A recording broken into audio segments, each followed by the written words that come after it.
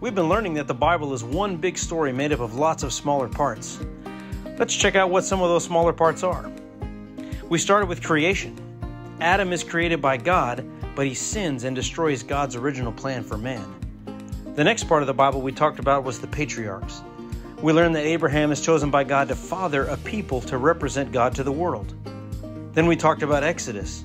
Through Moses, God delivers the Hebrew people from slavery in Egypt and then gives them the law. Then we learned about the conquest, that Joshua leads the conquest of the promised land. Next, we talked about judges. Samson and others were chosen as judges to govern the people for 400 rebellious years. And then we talked about the kingdom. David, the greatest king in the new monarchy, is followed by a succession of mostly unrighteous kings, and God eventually judges Israel for her sin, sending her into exile.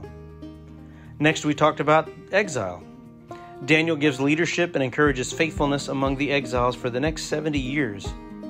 Then we learned about the return. Ezra leads the people back from exile to rebuild Jerusalem. And silence. Pharisees and others buried the Israelites in legalism for the next 400 years. All of these stories have pointed us to the coming rescuer.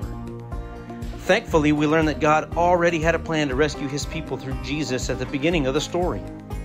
God's promised Redeemer, Jesus, was part of that family tree in the patriarchs.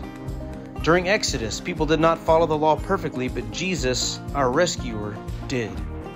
In the conquest, Jesus gave the final victory for God's people when he conquered sin and death. And in Judges, we learn that Jesus is the perfect judge. We learn that Jesus is the King of Kings in the kingdom time period. During exile, we learn that Jesus is our hope. During the return, we found that Jesus brings us to God. Then, in silence, we learn that Jesus is the Word of God.